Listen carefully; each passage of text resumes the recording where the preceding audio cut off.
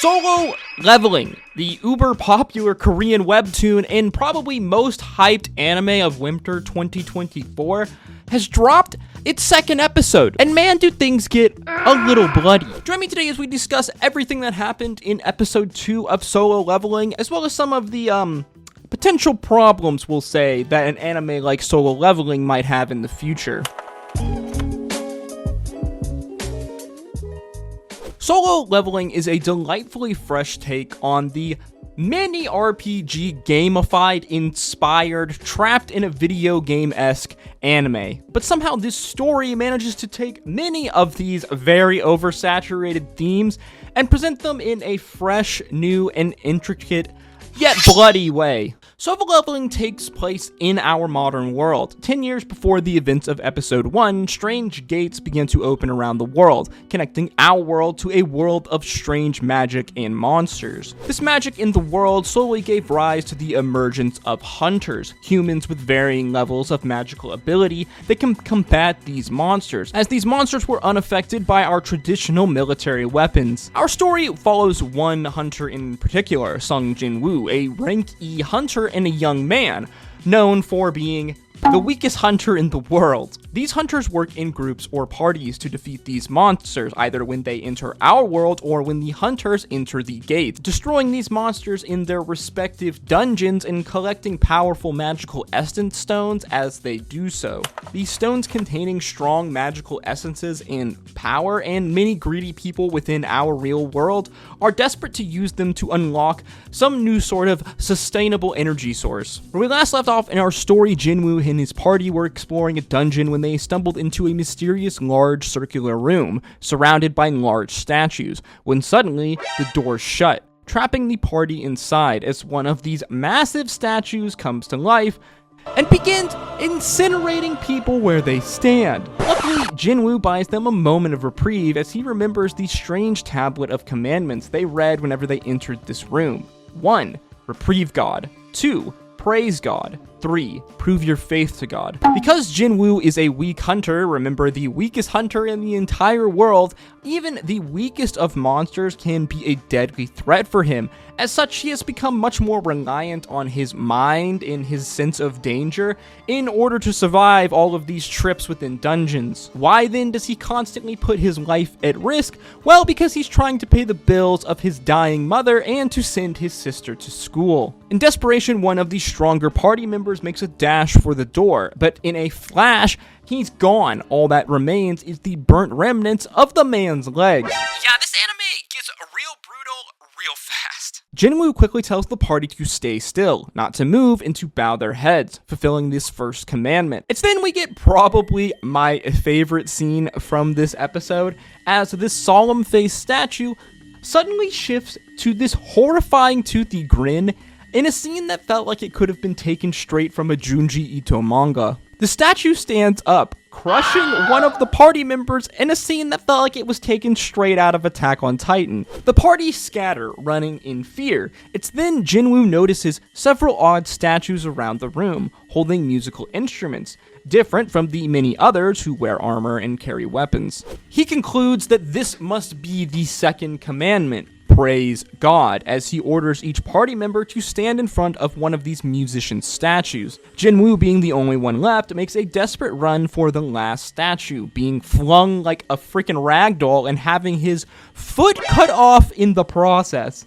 However, he barely manages to escape most certain death and drags himself to the statue in time, completing the second commandment. Jinwoo's close friend, the B-ranked healer Juhee, desperately tries to heal his leg, but she is unable to do so and exhausts herself in the process. Apologies for my butchering of all Korean names. With 2 commandments completed, suddenly an altar rises in the center of this room, the final commandment, providing your faith to God. Our party gathers around the altar. As they do so, a circle of flame erupts around them. As this happens, the door that was trapping them inside opens, revealing a way out. Simultaneously, though, every single statue in the room becomes alive, slowly marching towards the center of the room. It's here that Jinwoo realizes a greater problem. You see, these magical gates connect our world to this distant magical one, The gates are closed by hunters who venture inside of them, defeating the monsters in the dungeons in which they reside. However, though, if these gates are not cleared within 1 week's time,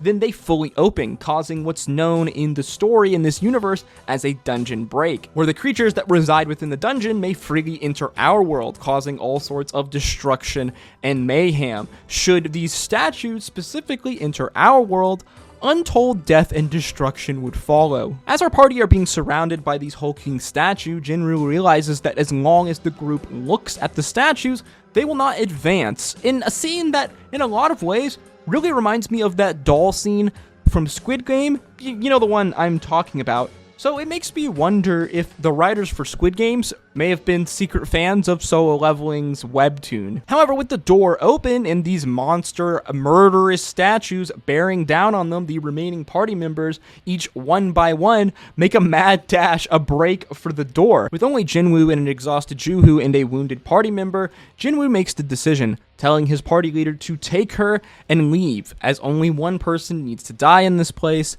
that person being him. And then we get probably the most brutal series of scenes in episode 2 of Solo Leveling, as these killer statues close around him, lashing out, attacking him, cutting off his right arm, and sending him flying throughout the room. As Jinwoo endures this punishment, he thinks about his life so far leading up to this moment, about the greed of these people around him, and how the most selfish people seem to benefit in our life, in our society, and in this episode we see nothing different than that. Yet here he is sacrificing himself for others, but he wants to live as well. He has a family that depends on him, so why should he die so others can live? As these thoughts ring through Jinwoo's head, we are treated to this really kind of epically, intense visual scene of Jinwoo laying bloody on the altar, looking up at this arbiter of death above him.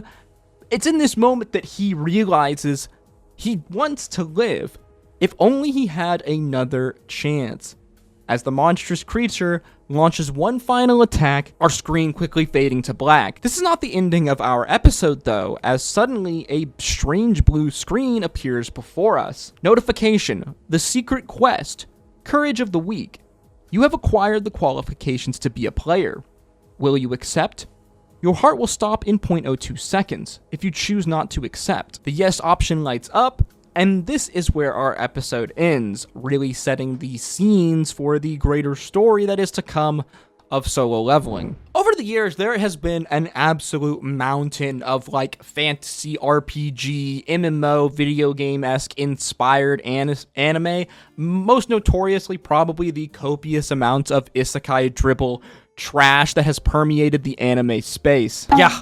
Thanks, Sword Art Online. I mean, you know how this story goes. We've seen it hundreds of times by now. Guy main character gets transported into a fantasy world that oftentimes functions with MMO video game-like rules. The story follows the character's growth from a weak, low-level character to a strong OP character, generally with a healthy amount of fan service and harem tropes. Fucking gross. Solo Leveling takes many of these kind of broad fantasy isekai adjacent themes, but then grounds them in our own real world. And really, to me, this one simple change makes so much of a difference. Because of this, we really see kind of the stakes at play for our characters in Solo Leveling. Humans face a threat unlike they've ever faced before, and now rely on basically ordinary people who have been randomly gifted magical powers to protect them from the dangers of this other world. In my opinion, this shift in perspective into our world, making it more relatable, really breaks the mold from many other fantasy, RPG, isekai adjacent anime, however you want to describe them, in really how the story is focusing now more on the human struggle. Take Jinwoo as a character, for example.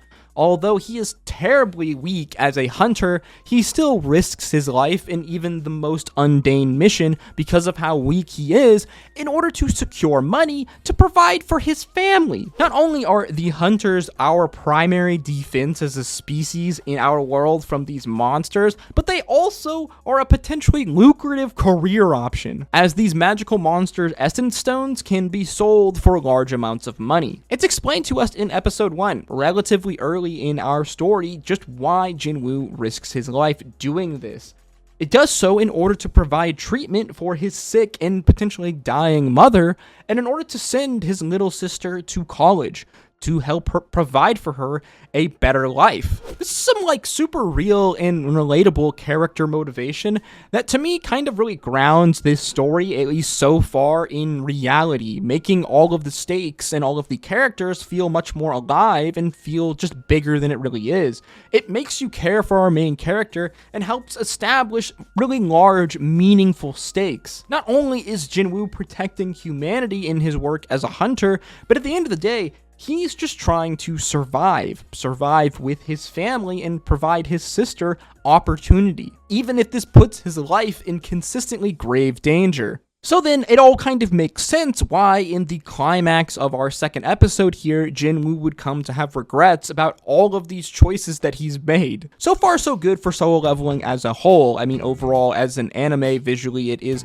very nice to look at, which I would hope so because the webtoon is basically went viral because of its art style. However though, even with all this praise that I'm giving it so far, that doesn't mean that there isn't going to be some potential problems with this show. In general, I find that anime like this, any kind of anime that implements like some kind of a fantasy power scale, eventually suffers from the same problems. Power creep. Whether it's Sword Art Online, Rising of the Shield Hero, Naruto Shippuden, or even hell, Dragon Ball Z of all things, all of these shows eventually fall victim to the same problem. At some point, these shows become less about the story surrounding characters' reasons to grow stronger, and basically solely about becoming stronger to defeat stronger and stronger enemies. As this happens, it really becomes harder for our audience to like buy in or even care about these new threats that are constantly being introduced